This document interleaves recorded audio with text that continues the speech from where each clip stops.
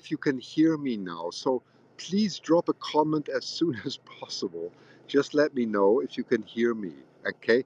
And once I know that you can hear me, I will go on from there. Um, it's just not the day. So whoever's listening, can you hear me? I'm just going to write that. If you don't, let me tell me. I'm just going to write here, can you hear me? Because I don't know. It's just a real bummer. Can you hear me? I'm just going to say that. Can you hear me? Okay, Kat, you can hear me. Thank goodness. Thanks. It's all good. Okay. Well, there's at least some humor with this rather devastating times here, right? So I'm going good, good, good, good. That's good because I'm going to flip the camera now. One second. I'm going to flip the camera. Okay. Then I'll show you my setup. One sec. I'm going to take a step back now. At least you can hear me. So once again, so that's where the osprey nested is, right down there. That's the camera. Okay, I'll just show you my whole setup first. Right, so that's the desk I have. That's the second camera. It's all good. Yes, yes, sound is great, says Mark. That's fine. Wonderful. So I have no idea why that happened. And here, some very nice neighbors um, lent me their quad bike, and I take all my equipment down. You can see it's very steep here. So I'm just going to show you this. Way back there is the nest. So we think there's at least one dead chick there. And I'm going to walk very carefully down there now with you together. I may lose connection, okay? Here you can see that's the back of the one camera that shows you that. So if you see my other live stream, you can see that's one of the cameras. That's the second one. So you can see my whole setup. And it's a lot of work setting this up, as you can see. So I'm just going to walk, and it's very steep here. You may not see how steep it is, but I'm just going to show you the second, the so it's looking directly into the osprey nest, and you can see that's looking at the back of the camera. That's what you're seeing directly, and that's the switcher that I use. So it's quite a complex setup that I've set up here. So I'm going to walk very slowly. Please give me your thumbs up. We're going to walk slowly towards that nest now, and I will show you how steep this actually is. Okay, I may lose connection, and I have to really walk carefully because yeah, it's steep here, and you can appreciate why it's so difficult to do a live broadcast here.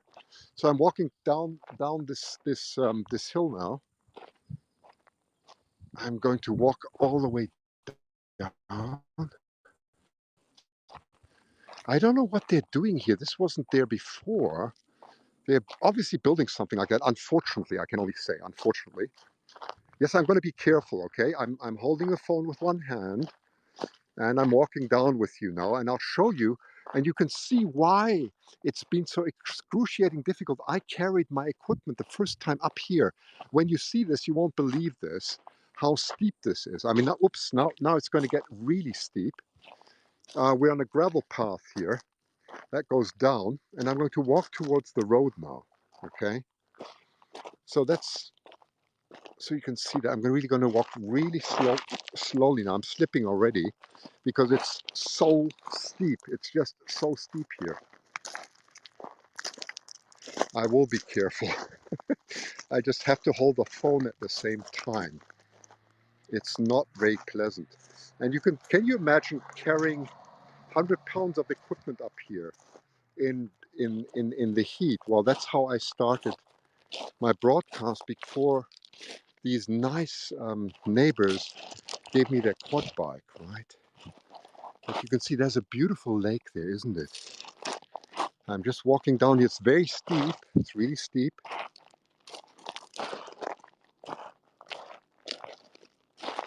We're going to do this all nice together. Hi, Pamela. I can't even, yeah. That's Pamela. That's nice. So we're walking really slow. And I'm going to show you now where that osprey nest is. Um, and how these osprey nests are typical. So you can see, here's the road. That is the west side of the lake, okay? That's the west end. The osprey nest is right there. Can you see it? So it's very high and it's well protected, okay? It's well protected.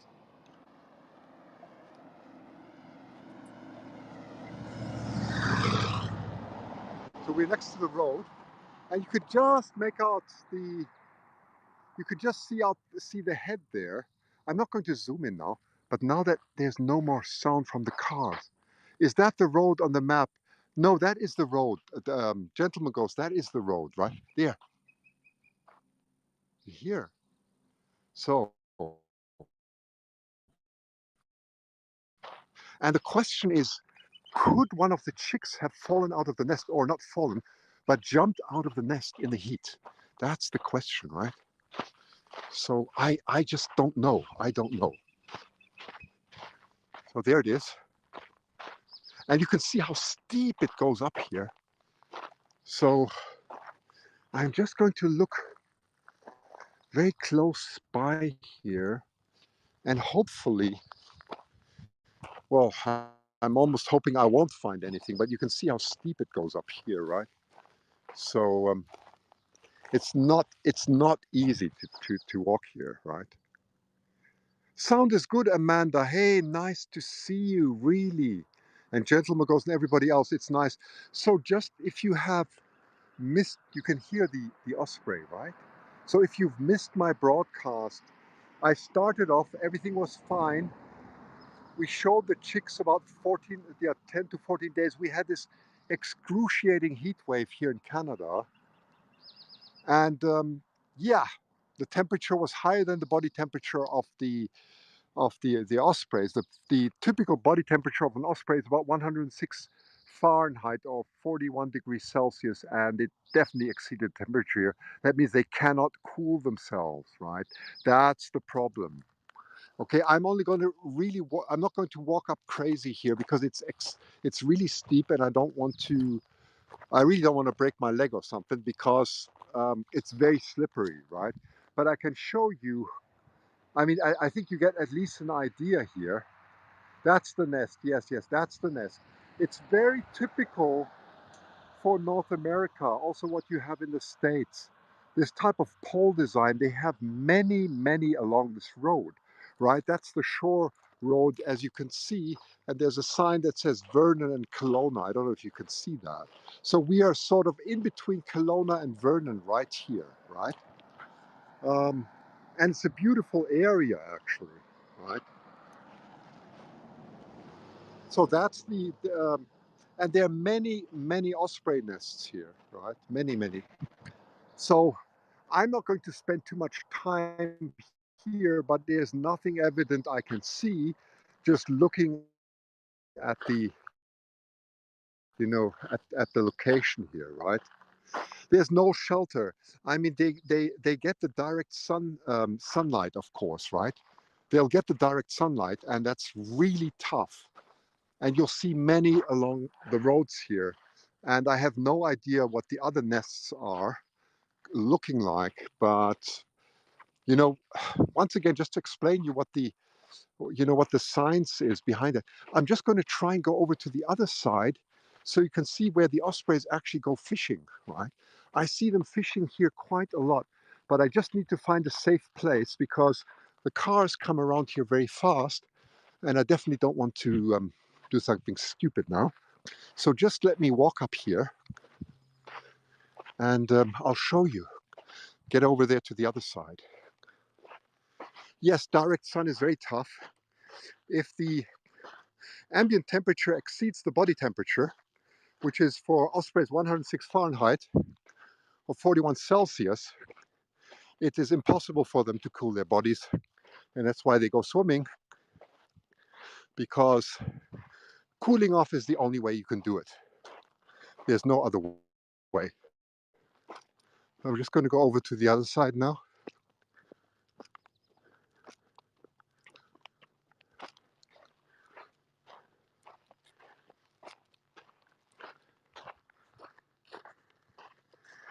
Well, eagle nests are sometimes more protected, right? Sometimes they're more protected. Osprey nests are not protected. They're usually open platforms.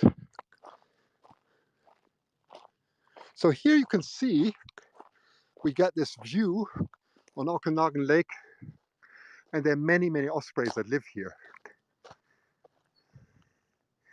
Dumb question, but wouldn't that mean they're called? No, no, no. Gentleman goes. They're maybe they should be cold-blooded, but they're not. They're warm-blooded. They have the same thing that all warm-blooded creatures have, and species that we do. We have to keep our body temperatures in a certain range. Hi, Ian. Thank you so much. Please follow Anthropoid. He gives the most excellent, articulate talks I've ever seen. Absolutely wonderful. Absolutely wonderful. So, for those of you who just joined, I've just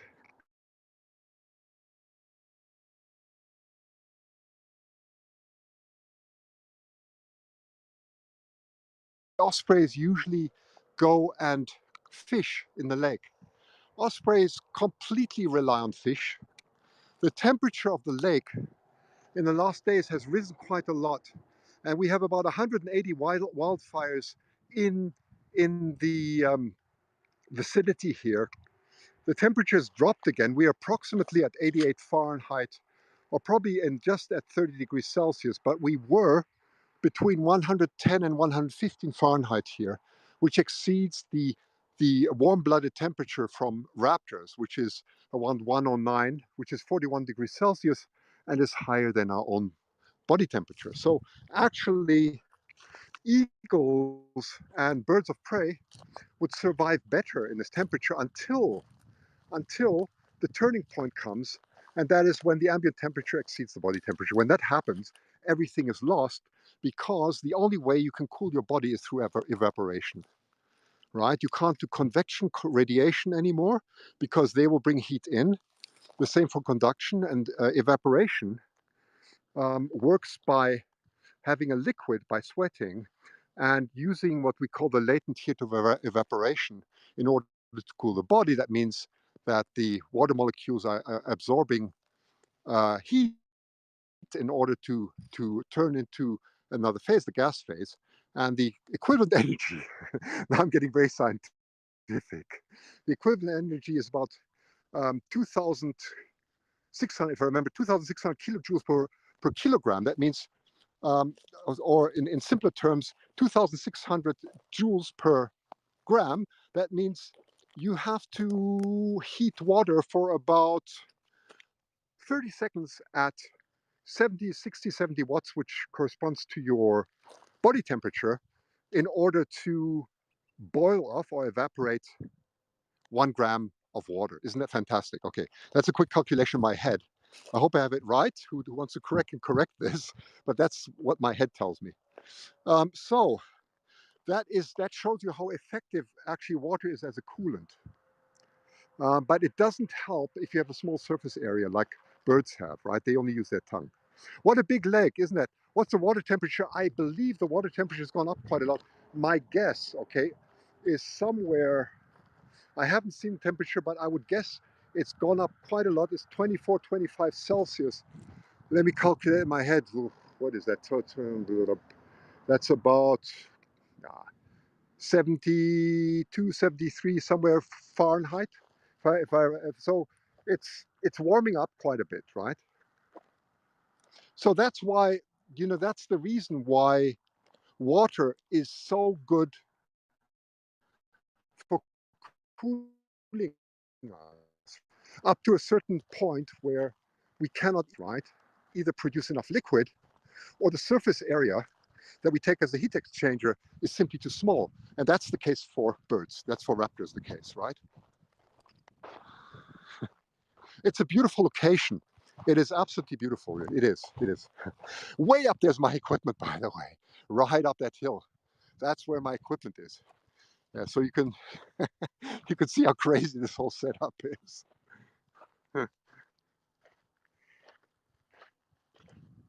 I love being here. There's so much nature, and also at night when we don't have haziness, there's so much astronomy. BC is absolutely beautiful. British Columbia is absolutely beautiful. I agree. Just going to walk over the street quickly. I'm just going to flip the camera. There we go. That worked. That worked. Just going to wait till the car passes there.